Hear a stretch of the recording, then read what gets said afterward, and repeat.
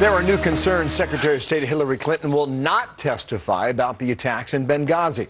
Both the House and Senate Foreign Relations Committees had announced that she would testify, and in fact, that would happen in about a week's time.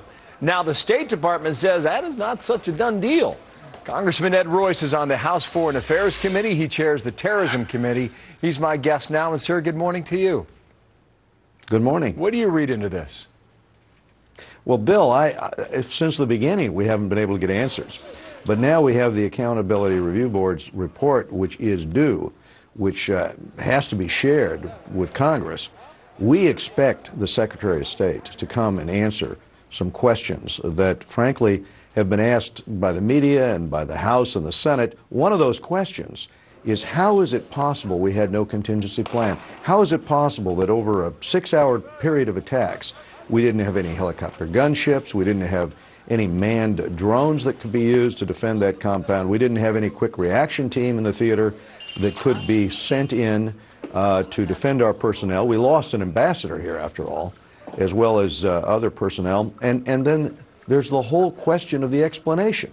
Because when you think about the fact that our ambassador on the ground had expressed concerns about Al-Qaeda and the Al-Qaeda camps increasing their operations, and the attacks, frankly, that had closed down the British, the Red Cross, even the UN, were stepping up. We're stepping up the defense of their facilities. And instead, you know, this falls on deaf ears. And so there are real answers to be given here. Somebody knows these answers. It is the Secretary of State's responsibility, and it was on 9/11. Somebody forgot to circle the calendar. Indeed on that, on all those points. But Secretary Clinton has suggested that she's more than willing to testify. The question is, what would be holding her back? Now, there's a review board that's looking at this at the State Department. I mean, would you give them the benefit of the doubt? Perhaps it's not done just yet. Perhaps it's not finished. Does it take more than 3.5 months? You know, this is what is so frustrating.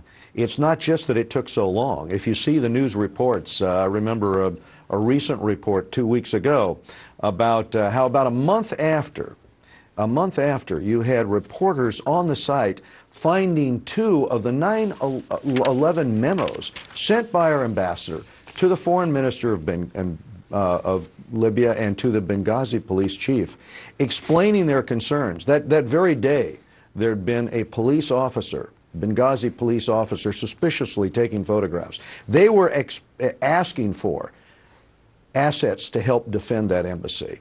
So you think about the fact that the FBI had not secured that site, and here it's possible for reporters to find this information and share it with us, but we're not getting straight answers and haven't gotten straight answers yet.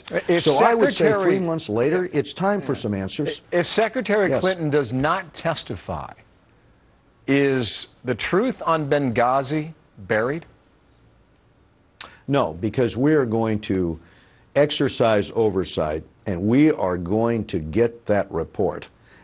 And we will eventually have our Secretary of State testify as to what actually happened.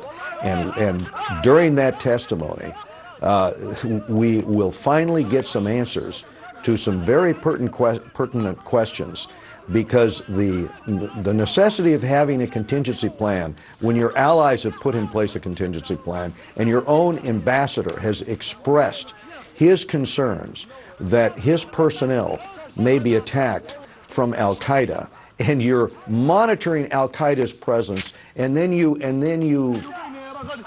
distance yourself from the argument that it's an Al-Qaeda attack on 9/11. Frankly, none of this made any sense from the beginning. So it is finally time, if we're going to learn from this, and we need to, that's why that law is there. That's why the 1986 Act was passed, for an Accountability Review Board. Understood. For that report from the State Department to the Congress. We expect that report. Well, there's another page on this that's yet to turn, and we'll see when that happens. Ed Royce, thank you, sir. Thank you.